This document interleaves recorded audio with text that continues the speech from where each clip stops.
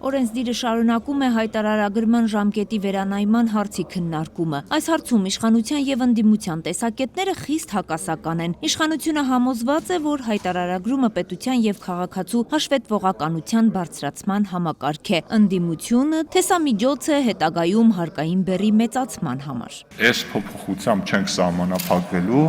եւ առաջիկայում չեմ բացառում, որ եւս մեկ փոփոխություն կանենք, մինչև տարեվերջ փորձելով շտկել են բոլոր տարընթերցումների տեղի տվող դրույթները, ավելի պարզեցնել այս կարգավորումները եւ որոշակի լուծումներ առաջարկել նաեւ կենսաթոշակառուների մասով։ Այս հայտարարագրման հիմքում նորից եմ կրկնում, հարկման պարտադրության սկզբունքն է, բայց դուք ելնում եք այս ամբիոնից եւ խեղաթյուրում եք ամեն ինչ։ Եվ երբ որ այստեղից հնչում է հստակ հարց, արձագանք, որ այնուամենայնիվ, եթե համակարգը պատրաստ չի, կասեցվի, ամբողջությամբ մշակվի, նոր ներդրվի, դուք վերափոխում եք հարցը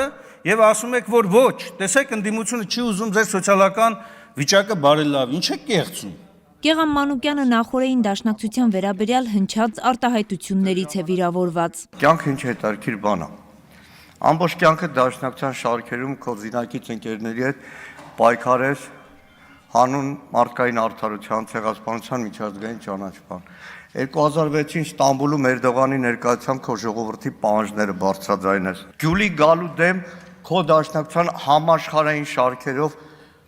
պայքար մղես, տասնյակ հարյուրավոր դաշնակցականների հետ հացադուլ անես։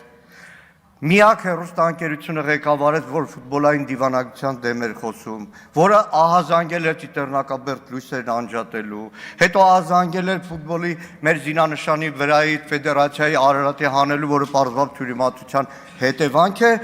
ու կան այստեղ քեզ մեղադրեն այդ ամեն ինչի մեջ։ Լավ էլի։ Հայկ Կոնջորյանը Մանուկյանի փաստարկներն է հեգնում, որտեղ է ծխում Գեգամ Մանուկյանը, Հայաստանի Հանրապետության գլխավոր ամբիոնից է հնչում հարցը։ Եթե անգամ Գեգամ Մանուկյանը գոյություն չունենար, կարելի կլիներ նրան հորինել,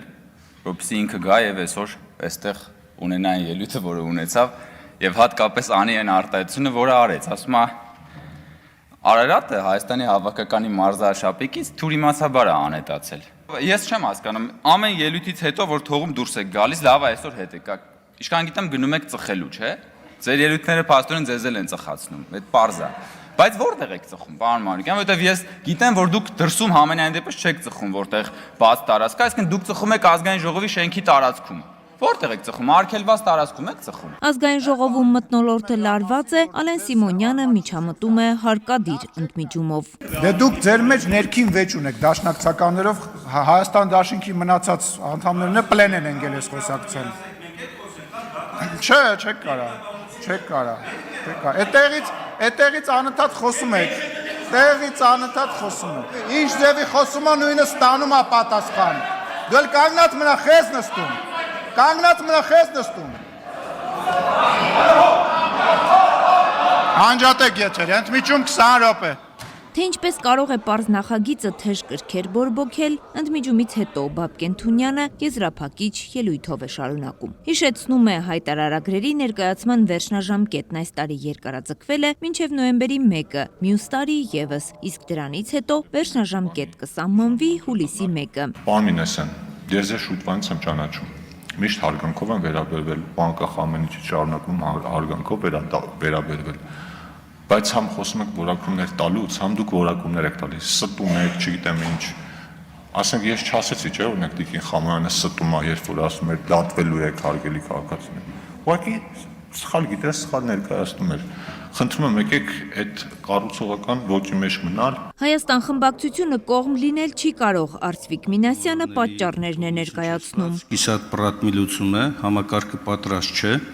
Եվ հետևաբար նոյեմբերին նորից ունենալու ենք մեծաթիվ խնդիրներ։ Մյուս կողմից դեմել չենք կարող քվեարկել, որովհետև մայիսի